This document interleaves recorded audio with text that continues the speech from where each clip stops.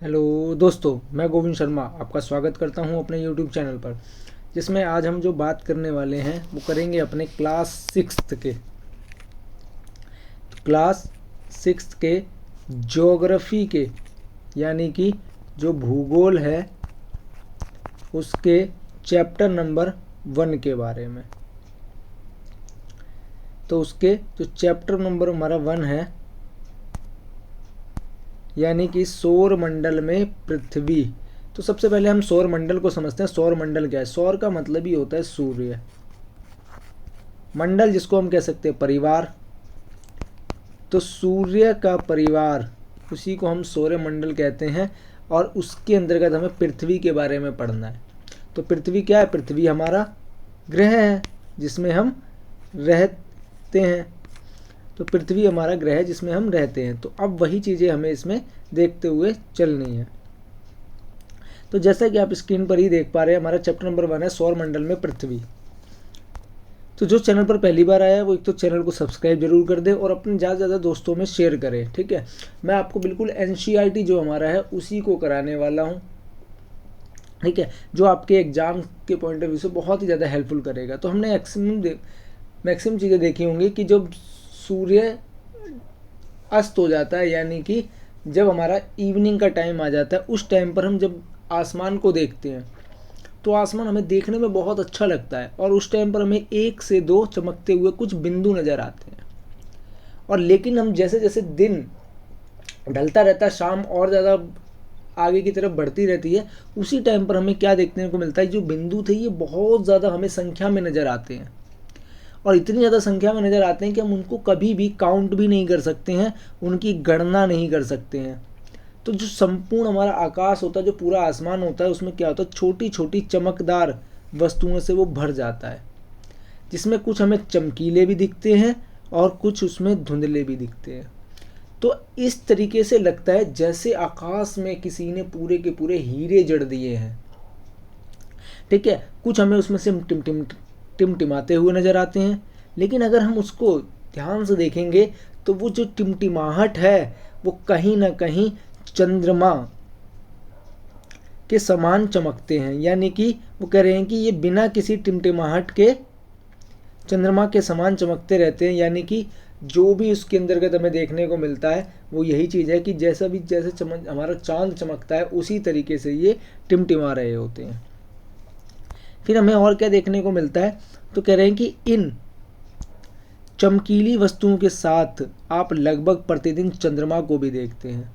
जो हमारा चांद है हम उनको भी देखते हैं। तो ये अलग अलग समय पर अलग अलग आकार का होता है और अलग अलग स्थितियों में दिखाई पड़ता है। जैसे एक होता है पूर्णिमा और एक होती है हमारी अमावस। तो जो पूर्णिमा होती है उसमें क्या होता है कि सिर्फ और सिर्फ महीने में एक बार ही हम इसको देख सकते हैं, जिस टाइम पर पूरा चंद्रमा होता है, जिसको हम बोलते हैं पूर्णिमा। और उसके बाद हम उसको दोबारा देखेंगे तो 1 महीने के बाद ही देखेंगे। और फिर हमें क्या होता है कि उसको हम 15 दिन के बाद में नहीं देख सकते। और उस टाइम पर हमें फिर क्या होता है? एक नया चंद्रमा की रात्रि आती है, जिसको हम क्या बोलते हैं? अमावस होता है। यानी कि एक पूर्णिमा हो गया जो पूरे महीने में एक बार होगा, फिर 15 दिन बाद क्या आ जाती है? हमारी अमावस आ जाती है। तो ऐसी रात में अगर आसमान साफ होता है तो हम आसमान का अवलोकन अच्छी तरीके से कर सकते हैं। अगर बिल्कुल आसमान में कोई बादल नहीं है, कुछ भी नहीं है, साफ साफ हम देख सकते हैं। तो वही चीज़ कह रहे हैं कि क्या आपको कभी आश्चर्य नहीं होता कि हम दिन के समय चंद्रमा और इन सभी छोटी चमकीली वस्तुओं क्यों नहीं देख पाते? कभी तो सोचा होगा, बिल्कुल, ठीक है। तो ऐसा क्यों हो पाता है? देखो, दिन में भी चंद्रमा और जितने भी तारे हमारे टिमटिमाते हुए वो सभी होते हैं, लेकिन उस टाइम पर सूर्य का प्रकाश बहुत ज़्यादा होता है, जिसकी वजह से हम उन्हें देख नहीं पाते। लेकिन अगर आपने थोड़ा बहुत गौर किया होगा, जिस टाइम पर, ठीक है, इवनिंग का होता है तो उस टाइम पर हमें कई बार दिख रहा होता है चंद्रमा, ठीक है, जब उजाला कम होगा तब। तो क्या होता है? तो सूर्य, चंद्रमा और वे वस्तुएं जो रात के समय आसमान में चमकती हैं उन्हें हम क्या बोलते हैं? खगोलीय पिंड कहते हैं। आपसे यही पूछ लिया जाएगा खगोलीय पिंड क्या होता है, तो सूर्य, चंद्रमा और सभी वस्तुएं जो रात के समय चमकते हैं उसको बोलते हैं हम खगोलीय पिंड। अब कुछ खगोलीय जो पिंड होते हैं वो बड़े आकार के होते हैं और गर्म भी होते हैं। कुछ ये क्या होते हैं, गैसों से बने होते हैं। इनके पास अपनी ऊष्मा तथा प्रकाश होता है जिसे वो बहुत बड़ी मात्रा में उत्सर्जित करते हैं। इन खगोल पिंडियों को हम क्या कहते हैं, तारा कहते हैं। और सूर्य यानी कि जो हमारा सूरज है वो भी एक तारा है, उसको एक बड़ा तारा कहा जाता है। ठीक है, तो ये आपसे ध्यान रखना है। तो आई होप आपको ये चीज़ समझ में आई होगी। अगली हमारा फिर आता है उस चीज़ में ही कि रात के समय चमकते हुए अनगिनत तारे सूर्य के समान ही हैं, लेकिन हमसे बहुत अधिक दूरी होने के कारण हम लोग उनकी ऊष्मा या प्रकाश को महसूस नहीं करते। जैसे हमारा क्या, सूरज तो हमारे पास में है, तो इसी वजह से हम क्या होता है, सूरज की जितनी भी गर्मी है, ऊष्मा है, प्रकाश है, उसको हम देख पाते हैं। लेकिन जो तारे हैं वो सूरज से बहुत ऊपर हैं, इसी वजह से हम उसको नहीं देख, उसकी ऊष्मा जो होती है, प्रकाश होता है, उसको महसूस नहीं कर पाते। इसी वजह से वो हमें क्या दिखते हैं, छोटे दिखाई पड़ते हैं, क्योंकि वो बहुत ही ज़्यादा दूरी पर है।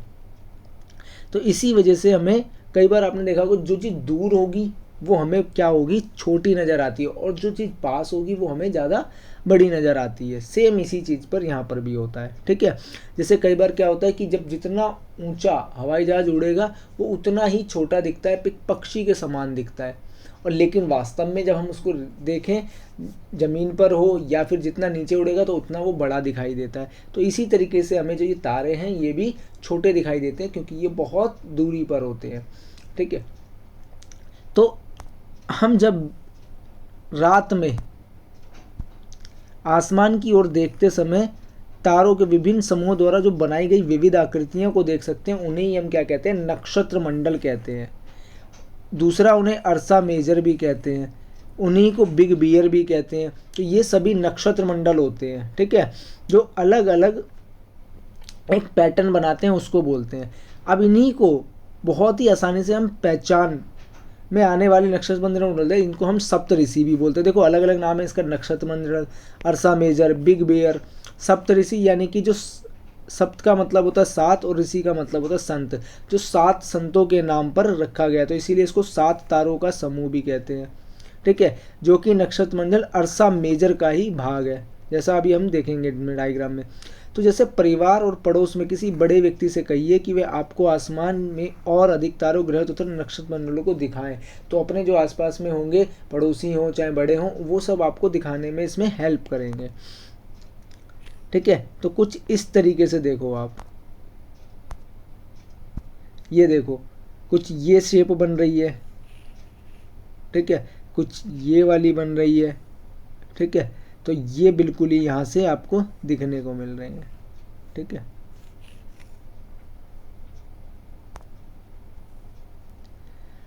तो जैसे अगर आप यहाँ पश्चिम में खड़े हो और उत्तर दिशा की ओर जो ये संकेतक तारे हैं इनके बिल्कुल उत्तर दिशा में देखोगे तो ये आपको नजर आएगा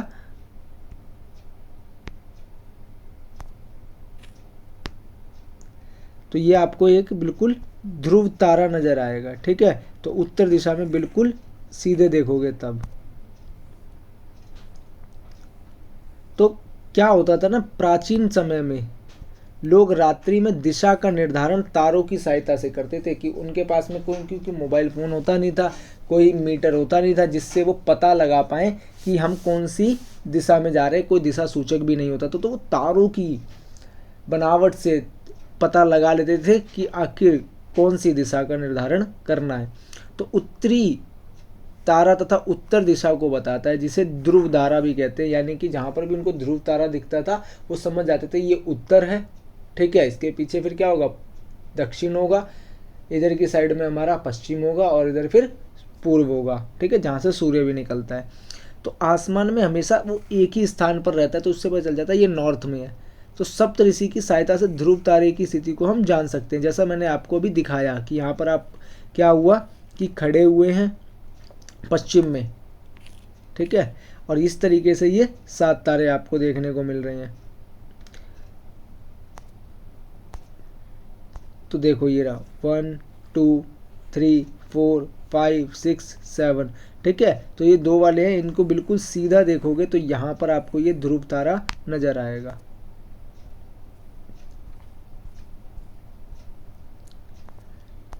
तो होता क्या है, कुछ खगोल पिंडी होते हैं जिनके पास में अपना प्रकाश और ऊष्मा नहीं होती, वे तारों के प्रकाश से प्रकाशित होते हैं। ऐसे पिंड क्या कहलाते हैं, ग्रह कहलाते हैं। यानी कि जो ग्रह है हमारे, उनके पास अपना खुद का ना ही कोई ऊष्मा होती है और ना ही कोई प्रकाश होता है। तो ये कैसे टिमटिमाते हैं, कैसे चमकते हैं, तो ये तारों के प्रकाश से प्रकाशित होते हैं। अंग्रेजी में इनको हम क्या बोलते हैं, प्लैनेट कहते हैं, जो ग्रीक भाषा के प्लैनेटाई शब्द से बना हुआ। तो यानी कि जो हमारा प्लैनेट है, ये ग्रीक भाषा का एक शब्द है जो होता है प्लैनेटाई। ठीक है, तो प्लैनेटाई से बना हुआ है,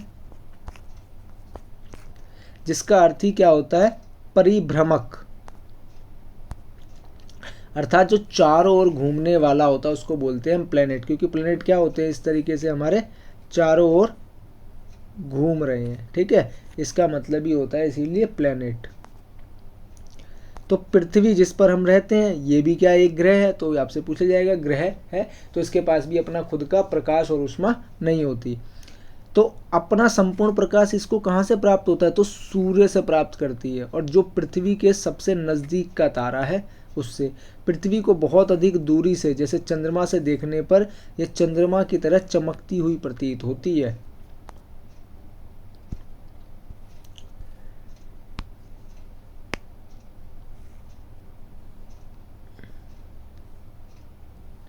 अब देखो, ये हमारा सौरमंडल है। तो देखो, सबसे पहला जो ग्रह है वो शुक्र है, सूर्य के नज़दीक, सॉरी, ठीक है। जो सबसे, ये रहा हमारा सूर्य, सूर्य के जो सबसे पास में है वो है हमारा बुध। फिर उसके बाद में हमें मिलेगा हमारा, ये देखने को आपको इधर से मिल रहा है, ठीक है, ये हमारे को मिलेगा शुक्र। फिर हमें मिलेगा हमारी पृथ्वी तीसरे नंबर पर, फिर मंगल ग्रह है, फिर ये है शुक्र ग्रह,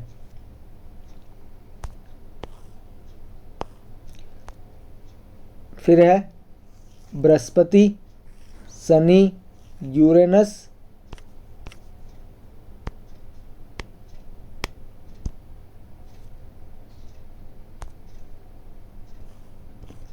और फिर है हमारा नेपच्यून। तो इस तरीके से हमारे क्या हो गए, ये 8 के 8 ग्रह हो गए। ठीक है,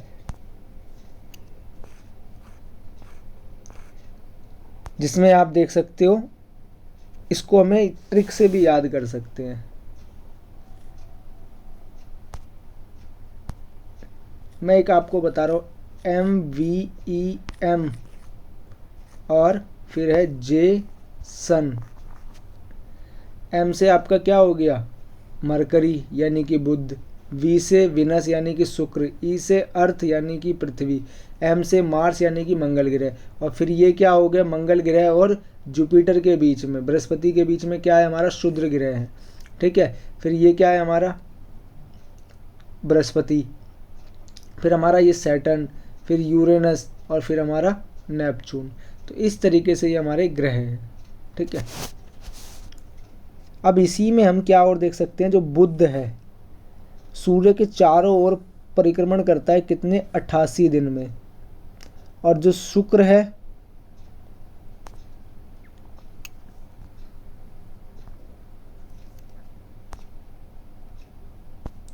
शुक्र करता है अपने सूर्य के चारों ओर एक परिक्रमण करने में 255 दिन लेता है, और अपने अक्ष पर 243 दिन में घूमता है। पृथ्वी सूर्य का चारों ओर परिक्रमण करने में 365 दिन लेती है, और अपने अक्ष पर घूमने में 1 दिन।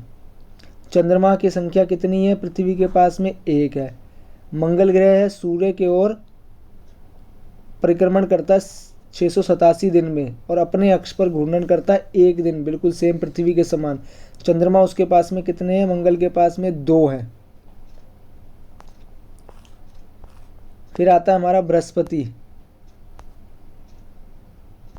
बृहस्पति सूर्य के चारों ओर परिक्रमण करता है 11 साल, 11 महीने, लगभग 12 साल, 1 महीना कम रह जाता है। और अपने अक्ष पर घूर्णन करता है वो 9 घंटे 56 मिनट। चंद्रमा की संख्या है 53। फिर हमारा शनि, तो शनि क्या है, सूर्य के चारों ओर परिक्रमण करता है 29 साल 5 महीने में, और अपने अक्ष पर घूर्णन करता है 10 घंटे 40 मिनट। चंद्रमा की संख्या इस पर भी 53 है। आप लोगों को थोड़ी सी कन्फ्यूजन हो रही होगी कि अपनी ओर परिक्रमण और सूर्य की ओर। देखो क्या होता है कि कोई भी ग्रह है, ठीक है, तो एक तो वो क्या कर रहा है, जो भी पूरा टाइम ले रहा है, ठीक है, वो पूरा टाइम ले रहा है सूर्य के परिक्रमण करने में। जैसे पृथ्वी को ले लेते हैं, तो पृथ्वी सूर्य के चारों ओर घूमती है 365 दिन में। लेकिन पृथ्वी अपने अक्ष पर भी तो घूम रही है ना, गोल गोल गोल गोल गोल गोल गोल गोल, उसको पूरा कर लेती है एक दिन में। इसी वजह से हमें क्या होता है, दिन और रात देखने को भी मिलते हैं, ठीक है। अब इसमें से आपके कुछ ग्रह होते हैं, जैसे ये जो आपके क्षुद्र ग्रह के इधर वाले हैं, यानी कि अपना बुध, शुक्र, मंगल, पृथ्वी, इनको बोलते हैं आंतरिक ग्रह। और जो क्षुद्र ग्रह के बाद वाले ग्रह हैं, जैसे बृहस्पति, शनि, यूरेनस और नेपच्यून, इन्हें बोलते हैं बाह्य ग्रह। और इन्हें गैसियस ग्रह भी बोला जाता है, क्योंकि इसमें गैस ही गैस होती है, इस वजह से, ठीक है। तो आज के लिए इतना ही करते हैं, बाकी यहीं से हम कंटिन्यू करेंगे अपने नेक्स्ट क्लास में।